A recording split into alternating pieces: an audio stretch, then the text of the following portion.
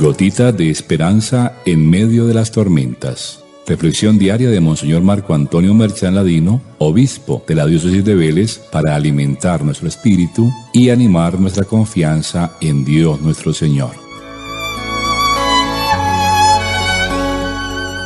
Muy buenos días para todos. Después de la revelación ayer del Yo Soy, que muestra la unión íntima de Jesús con el Padre, en este día Jesús se nos revela como el Hijo que nos da la libertad. En otras palabras, el Evangelio de hoy nos permite saber cómo entrar decididamente en la filiación divina de Jesús, para que podamos también nosotros ser, igual que Él, totalmente libres. Hablando a los judíos, que se vanagloriaban de ser hijos y descendientes de Abraham y por consiguiente de una raza libre, el Señor aprovecha para hacer una serie de puntualizaciones sobre el tema de la fe y del discipulado, de la libertad y del gozo de la intimidad familiar, de la filiación y de la paternidad. El Señor se dirige a los judíos, que habían creído en lo que Él decía, pero no en lo que Él era. Les gustaban sus palabras en cuanto venían de Dios, pero no podían aceptar que Él fuera Dios. Por eso el Señor les precisa que si habitan en la palabra, si permanecen en ella, si la obedecen y si son fieles a ella, se convertirán en sus discípulos, conocerán la verdad y ella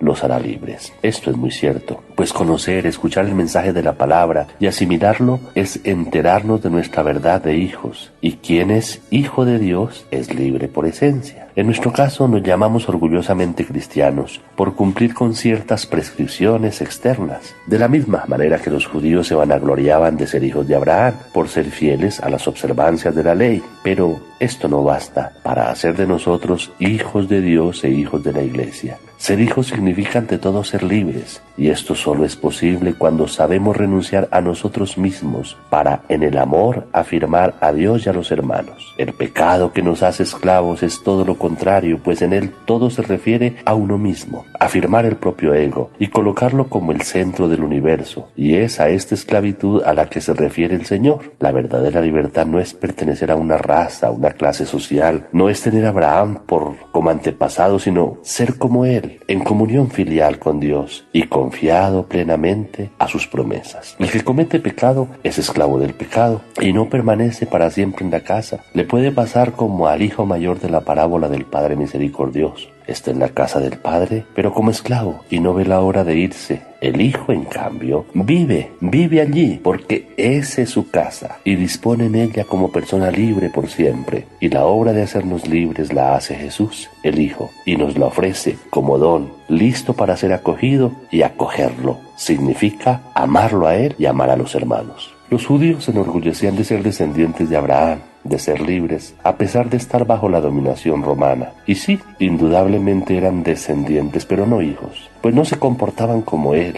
No aceptaban al Hijo de Dios ni su enseñanza, y más bien lo que querían era matarlo. Esto porque su corazón estaba ocupado por otra enseñanza, la del demonio, la de su mentira. Así, mientras el Señor Jesús dice aquello que ha visto y escuchado del Padre, los judíos hacen aquello que han escuchado de su padre, es decir, del demonio que los ha engañado. Con esto se constata algo, y es que, aunque dicen ser hijos de Abraham, lo son solo en la carne, pues no se comportan como él. En el espíritu, en realidad, siguen al padre de la muerte, de la mentira, y se comportan como tales buscando matar al Hijo de Dios, que solo comunica la verdad que aprendió del Padre Celestial. Ellos lo quieren matar porque son hijos de otro padre, del padre de la muerte y del padre de la mentira. La obra de Abraham fue creer. Ellos, en cambio, a pesar de llamarse hijos de Abraham, por desgracia, no creen. Señor, aumenta nuestra fe. Esa es nuestra petición en esta mañana. Que el Señor nos ayude a creer porque la fe y la verdad nos harán libres. El Señor esté con ustedes. La bendición de Dios Todopoderoso, Padre, Hijo y Espíritu Santo, descienda sobre ustedes y los acompañe siempre. Amén.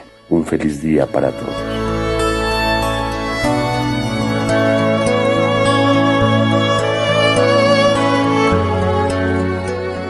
Gotita de esperanza en medio de las tormentas.